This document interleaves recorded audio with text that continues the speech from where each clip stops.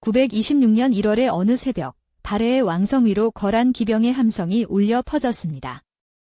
며칠 뒤 200년 왕국의 마지막 왕 대인선은 적군 앞에 무릎을 꿇었습니다. 그런데 이상한 점이 있습니다. 그 이후 그를 본 사람도 그의 이름을 기록한 사람도 역사 어디에도 남아있지 않습니다. 발해는 698년 고구려 유민 출신 대조영이 세운 나라입니다. 동쪽으로는 일본과 교류하고 서쪽으로는 당나라와 외교를 펼친 발해는 한때 해동성국이라 불릴 만큼 번성했습니다. 그 영토는 지금의 중국 동북부와 러시아 연해주, 한반도 북부 일대를 아우를 만큼 광활했습니다. 2세기 넘게 이어진 왕조, 그 마지막을 장식한 인물이 바로 대인선입니다. 그러나 아이러니컬하게도 이 왕에 대해 우리가 알고 있는 것은 놀랄 만큼 적습니다. 그가 몇 번째 왕인지조차 사료마다 달리 기록되어 있어 학계에서는 지금도 그 순서를 두고 논쟁이 이어지고 있습니다. 대인선. 그의 이름은 발해 왕족을 뜻하는 대시성에서 시작됩니다. 고구려의 정통을 잇는다고 자처한 왕가의 후손으로 그는 발해의 수도 상경용천부를 중심으로 왕권을 유지했습니다. 하지만 그가 왕위에 오르기 이전의 행적, 그의 성품, 나라를 어떻게 다스렸는지에 대한 기록은 거의 남아있지 않습니다. 10세기 초 북방에서는 거란족이 급속도로 세력을 키우고 있었습니다. 야유라보기가 이끄는 거란은 916년 요나라를 건국하고 주변 세력들을 하나하나 복속시켜 나갔습니다. 발해는 오랜 세월 거란과 긴장 관계를 이어왔고 그 대립은 926년 마침내 정점에 달했습니다. 926년 1월 요나라의 황제 야유라보기가 직접 대군을 이끌고 발해 영토로 진격했습니다. 거란 기병의 기동 속도는 상상을 초월했습니다. 발해의 변경성들이 바람처럼 함락되고 부여성이 포위망에 갇혔습니다. 이 모든 일이 불과 며칠 만에 벌어졌다고 기록은 전합니다. 역사 기록에 따르면 발해의 수도는 거란의 침공 앞에 눈 녹듯 무너졌다고 전해집니다. 200년 왕국이 붕괴되기까지 걸린 시간은 고작 수주 여째서 그토록 빠르게 무너진 것인지, 내부에 분열이 있었는지, 아니면 거란의 전력이 그만큼 압도적이었는지 정확한 이유는 지금도 온전히 밝혀져 있지 않습니다. 그리고 대인선은 결국 포로로 붙잡혔습니다. 그가 어디서 사로잡혔는지에 대해서조차 기록은 엇갈립니다.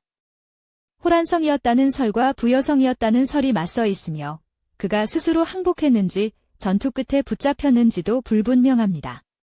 다만 한 가지만은 분명합니다. 그 순간을 기점으로 발해는 공식적으로 역사에서 지워졌습니다. 흥미로운 것은 정복자 거란이 남긴 기록입니다. 거란 측의 비문에는 대인선을 발해의 성왕이라 칭했다는 내용이 전해집니다. 적국마저 그의 왕위를 일정 부분 인정했다는 뜻입니다. 이는 단순한 예우가 아닐 수 있습니다. 거란이 발해의 정통성을 정치적으로 이용하려 했을 가능성도 배제할 수 없습니다. 그러나 더욱 섬뜩한 사실이 있습니다.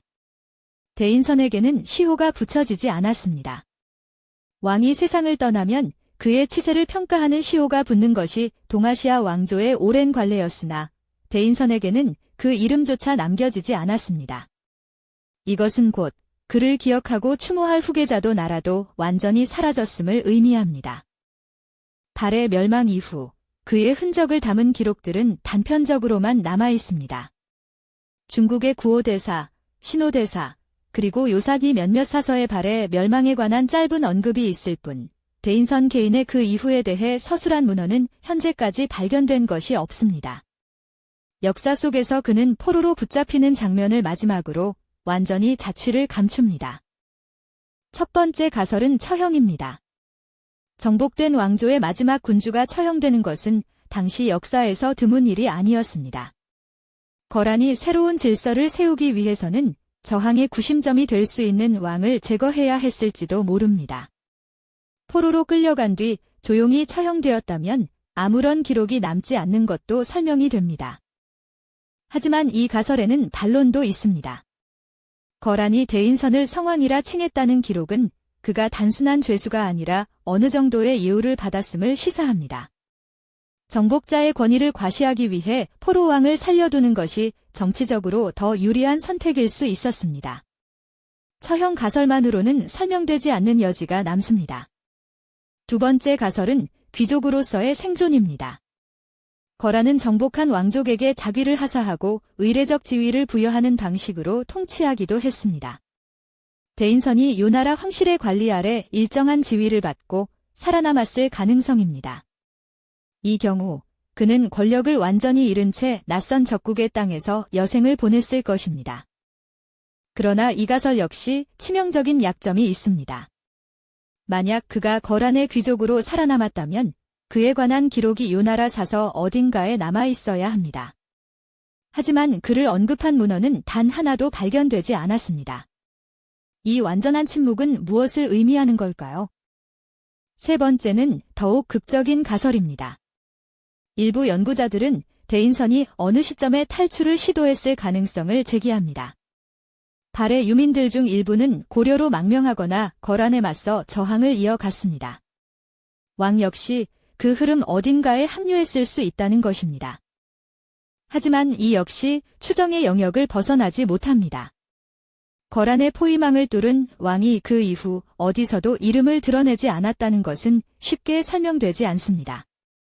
발해 유민의 저항 기록 어디에도 대인선의 이름은 등장하지 않습니다. 그는 살아서도 죽어서도 흔적을 남기지 않았습니다. 시호도 없고 무덤도 없고 마지막 말 한마디도 남기지 않은 왕 대인선은 역사가 기록을 허락하지 않은 인물이었거나 아니면 누군가 의도적으로 그 기록을 지웠거나 우리는 그 어느 쪽도 확신할 수 없습니다. 200년 왕국의 마지막 군주는 그렇게 살아서도 죽어서도 역사의 바깥에 남겨졌습니다. 그 공백은 지금도 채워지지 않은 채 1000년이 넘는 시간을 홀로 견디고 있습니다.